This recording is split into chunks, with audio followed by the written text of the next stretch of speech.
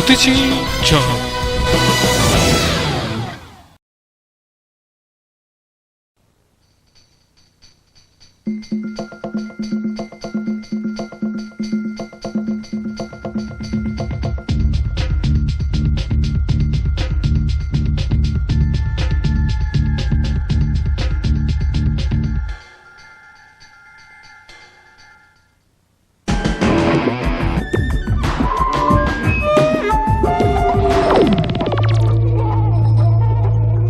So what can people expect to see at a Cranberries show?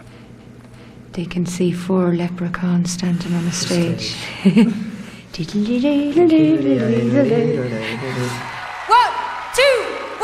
3, 4!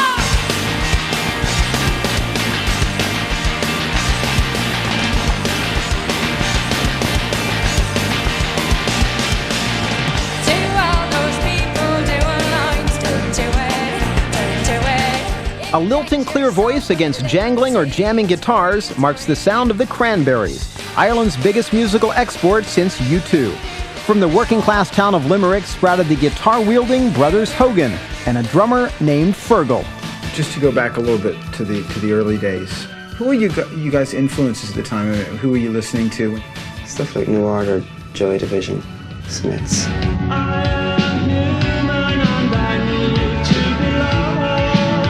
I think we kind of knew more of what band we didn't want to be than a band that we did want to be. We knew we didn't want to be like heavy metal or rap. Meanwhile, in nearby Ballybricken, the 18-year-old girl with killer pipes knew what she didn't like. I remember I went to see a few different bands, but most of them were doing like, Born in the USA. And I was there, I'm not singing that. Do you know, let's write songs. No. You won't make any money in the pub out of that. The boys made a go of the band under the name Cranberry Sauce, with a male behind the mic. The guy that was like singing with him before, he used to give him an awful time because he loved, like, he used to write lyrics like, throw me down a big stairs, I want to bleed on the carpet, please. You know, all these mad lyrics. But frontman Niall Quinn moved on, and the 3 lads sought a new, gentler singer. We just thought it'd be nice if a girl could sing these songs. Instead of a guy coming in and roaring his head off. I went in and I met the lads and I was there, you mean you don't want me to sing Born in the USA and you don't want me to sing all these covers? No. It was like, great. And even like the first day that Dolores came up, we had about 10 of our friends in the room. Everywhere we go, our 10 friends go too. We are one. It must have been frightening to walk in and see, you know, 13 guys, you know, all standing there kind of, you know, looking at her. Are they expecting me to turn up in a mini skirt and a pair of, you know, fishnets or whatever, and I walk in my pink tracksuit with a keyboard under my arm, and they're all looking at me, and I remember I felt like, I'll prove it, because I knew that the minute I opened my mouth, I'd kind of make them all go.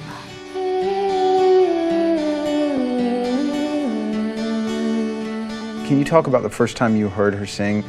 I was just blown away when I heard it, I couldn't believe it. And then we played just some of the instrumental stuff we had. She was really impressed. And so she came up again the next Wednesday, I think, or something like that, and put Linger on a tape.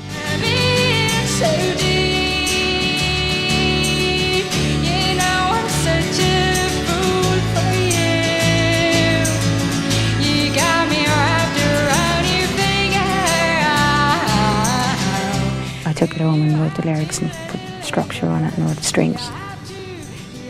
And it was just a completely different song. It had a completely different feel because there was this na na na na na, and it wasn't like da da, you know. By autumn 1990, the new lineup was born, the name revised, and in 6 weeks they were in a local studio laying down a batch of songs, including Linger and Dreams. Oh, my life is changing every day, in every possible way. The style that people associate with you, and rightly so, call it just amazing and very unique. Is that something that you had already, by the time you joined the band, it was already a way you sang? Yeah. My parents were so religious. I had to go to church like about 5 or 6 times a week. You sing so many really intense hymns, and when you're singing a hymn, whether it be, I don't know if you saw that Pavarotti performance from the duet.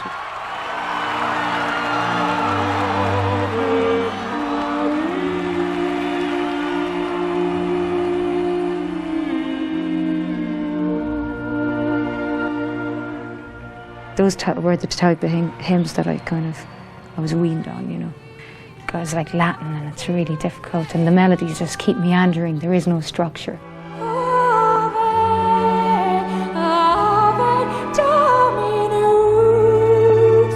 You know, people respond to Catholicism in so many different ways. You know, we see everyone from Sinead O'Connor to Madonna expressing in their own way sort of their take on it. Obviously, Madonna doesn't have great respect for lots of religious things because she exploits them in videos and stuff, you know. I don't like that. I don't like using religious imagery in any kind of warped way. I think it's kind of weird.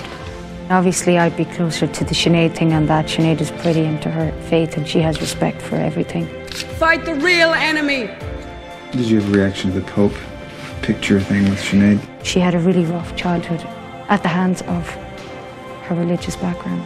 There's a lot of work crap going on, a lot of child molesting and all that stuff. I mean, I think she actually probably likes the Pope as a person. Right. She was just using it as an image, and in her head, it was symbolising the pain she experienced as a child.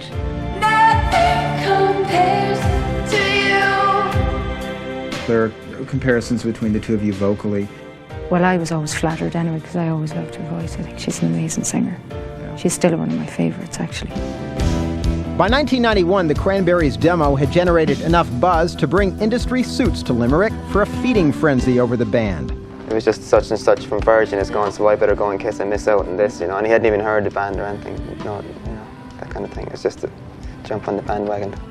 The Cranberries signed with Island Records that summer, and soon after released an EP called Uncertain that never quite took off. Tears on your face, honey, you're a total disgrace. Why did you bring me here? But a new collection of angst-filled songs soon followed. I swore I'd never feel like this again, but you're so selfish, you know. Stephen Street, producer of Cranberry Heroes and mope rockers The Smiths, seemed a natural choice to produce their debut album. Everybody else is doing it, so why can't we?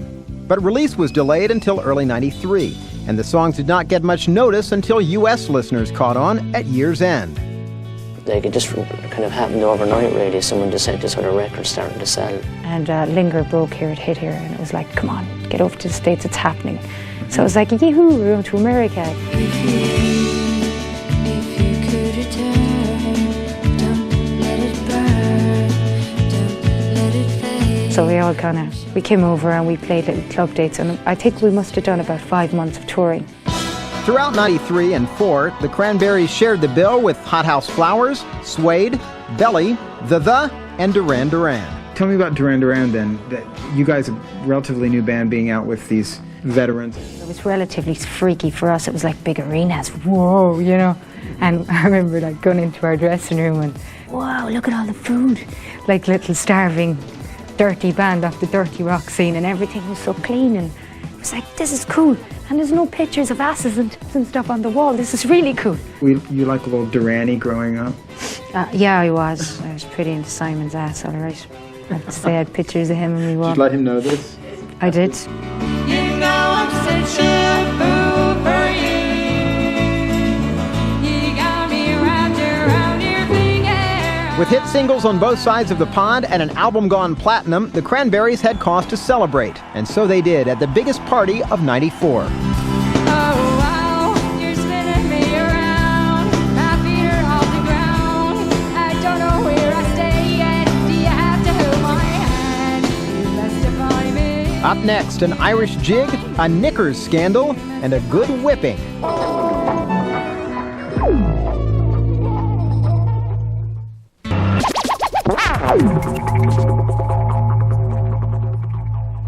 It's not a competition in the band, it's in who'll get the famous. It's like we're a band, we're the Cranberries. And the bigger Dolores gets, the bigger the Cranberries gets.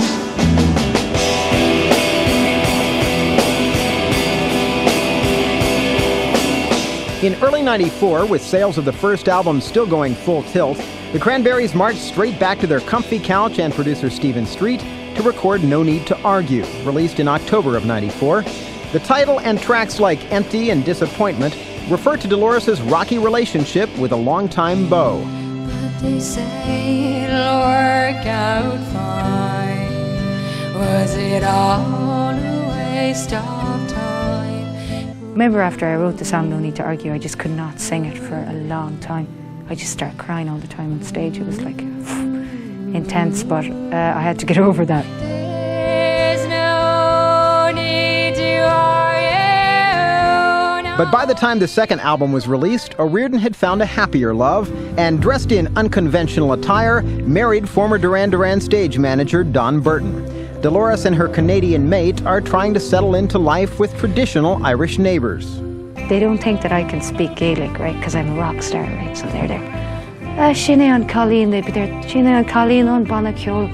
They'd be saying that's the girl from the Cranberries. And one guy one night was giving out and he was there. I don't know why she married a Canadian though. Why couldn't she marry an Irish man? And he was there and I was there going, Tá Gaeilge, go, my sister to him, I have Irish, you know. And he's there, oh, he was like mortified, you know. Is that something you'd like to do? Incorporate traditional Irish elements into the performance? See, I think it's a kind of a worn-out cliche for Irish bands to kind of bring in Irish music. So instead, I thought that it would be nice to do a jig. It's a part of the Irish culture. I used to dance when I was a little girl, and it's something that I missed a lot, you know. And it gives your vocal cords a rest. Another legacy of Irish culture is political conflict, which became the subject of Zombie, the band's biggest single to date.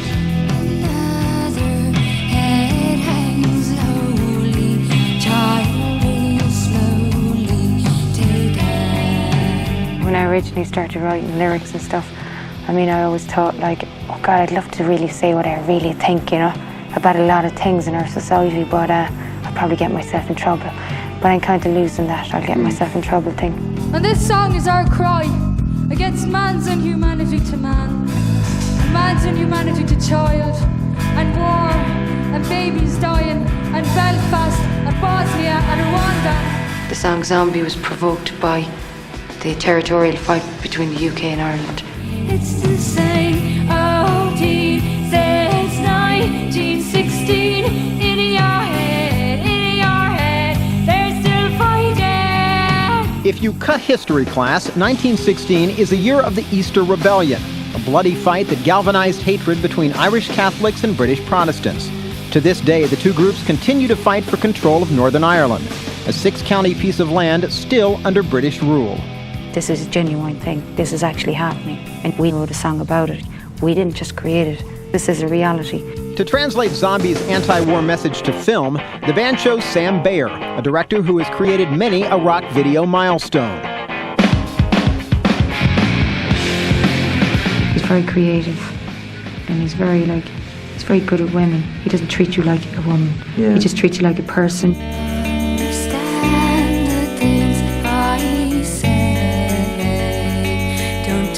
Bayer directed the quietly personal Ode to My Family and I Can't Be With You, released only in Europe. Lying in my bed again and I cry 'cause you're not here. But the creative partnership ended after the video, Ridiculous Thoughts. Ridiculous thoughts are bitter. The concept, I didn't even link in with it. I didn't understand it. So unless you understand it yourself, there's no point, you know. The band reworked the piece with performance footage since, by 1995, the Cranberries had become a touring favorite. Dolores has such a unique sound with her voice. I think it's really cool. It turns me on. You said you never would leave me alone. I don't think we'll ever be the over-the-top, show-off, glamorous-y band or anything, but I mean, the band have gotten bigger and the demand has gotten bigger, the live shows, so it's a little bit more theatrical in a way. But it's still pretty much just rock and roll.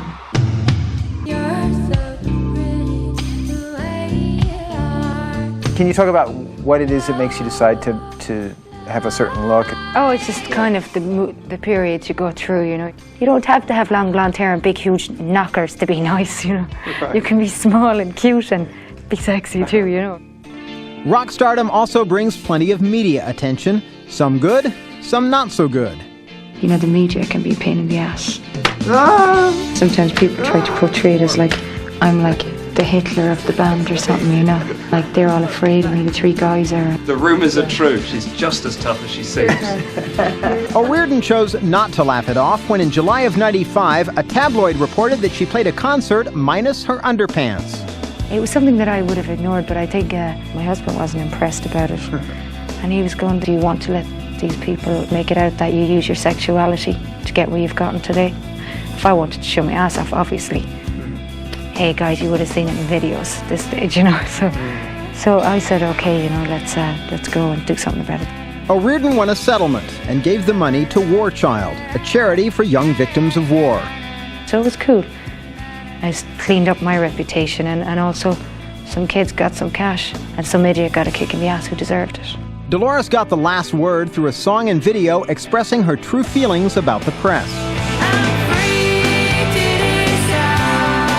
There have been times in my life where I felt like I've been in a cage, you know, because there are you running around stark naked in your house, la la, and there's someone hanging around outside with a camera. So we put the photographers into the cage.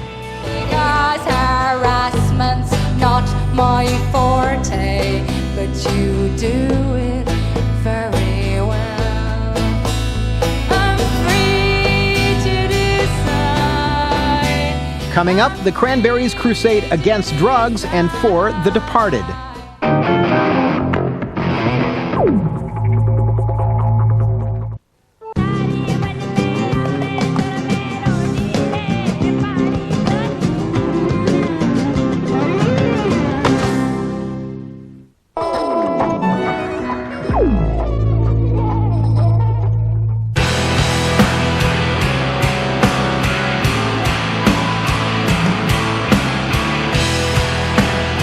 I think by the end of No Need to Argue we were starting to get fairly heavy. But at the same time not over the top, you know, it's not like Metallica or something. Though the Cranberries had once said no to power chords, We knew we didn't want to be like heavy metal. in late '95 they brought their newest collection of songs to Bruce Fairbairn, producer for AC/DC, Aerosmith, Bon Jovi, Van Halen, and other big-haired rockers. But they had their reasons. I thought the way he treated, say, like Steve Tyler's vocal was really cool. It was really raw. And I liked that because I felt previously that, you know, I like to kind of have character when I sing.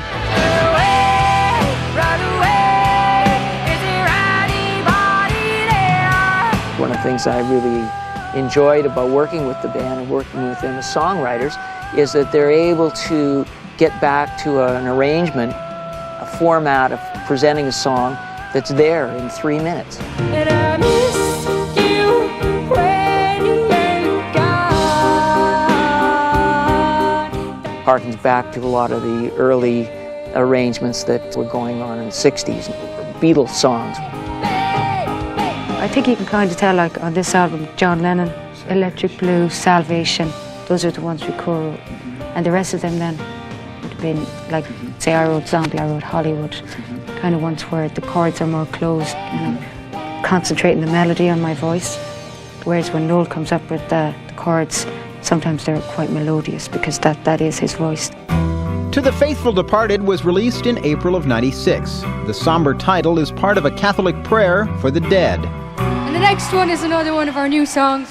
It's about a man I recognize as a hero, as a great man, a fantastic spirit. His name was John Lennon. The album is a tribute to everybody who's died, but it's a celebration. It was a beautiful night, December 80, returning home from the studio late. John Lennon died. JFK died. He was an Irish man. My grandfather died. These are all people that gave me something. They went away, but something came in here from them, and it's still here. What of Kurt Cobain? Will his presence still remain? Kurt Cobain was like he had a really good heart. He had a really good head, and I think he was a very genuine artist. Every song he wrote was so real and he had something to say, you know. I think it was quite saddening for the band as well to see all these other young artists and bands, people dying, people just not being able to handle it, you know. The Cobain story and the ensuing spate of drug-related tragedies gave the Cranberries' first single, Salvation, an eerie resonance. To all the kids with heroin eyes, don't do it because it's not what it seems. There's as I understand it, drugs really haven't been much of an issue for you guys. No. I mean, of course they have been, and we've had our moments. It's always there, the easy way out. I know that if you kind of get into that, it's just so hard to come back because it's just completely a heavenly escape.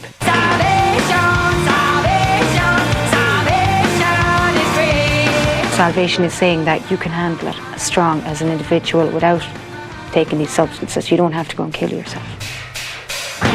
Of course, some people can't handle drinking either. Old bottle of port, baby. Party on, like, you know.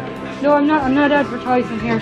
Do you see a distinction there? I mean, like you said, you haven't stopped drinking, so. Oh yeah, but I don't drink like first thing in the morning. I used to kind of drink a lot. I used to get really bad drinking. So it's like, I think, you know, whether it's alcohol or whether it's whatever, I realised that I needed to chill out on that, you know, because it was like I'd wake up and, hey, who wrecked the place? Me? The tour to support the third album was interrupted in June of '96 when Dolores' old ski injury, I've got screws in there and a fiberglass ligament. was hurt again during an Australia show. You're kind of so high you don't feel pain. So when I jumped, I do remember thinking, you know, but I just thought, nah, I just went down on the adrenaline. But I remember when I came off stage, it was like just going up like a balloon. And the next day I was on crutches. I got a custom made. It's just like when you're on stage, it's so easy to screw it up again.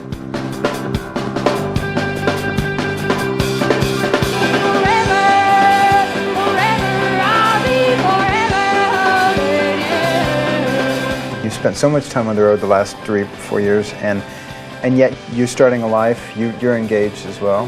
Dolores is married. You find it's like, wow, at some point the band's going to have to be, you know, in its place along with these other things going on in my life.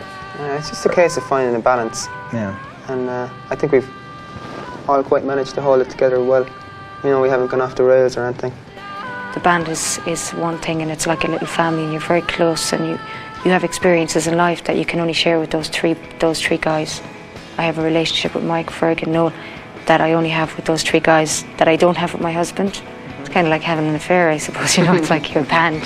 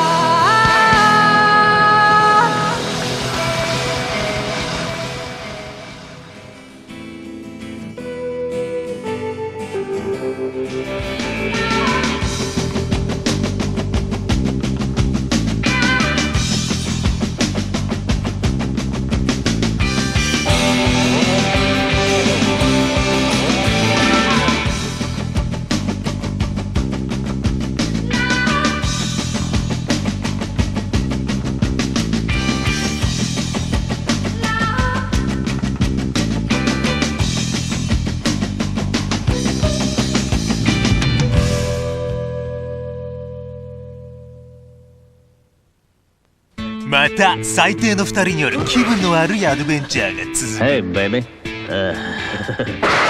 Ow! You little perp! もしあなたが見たければ。Beavis and Butthead, the worst adventure premieres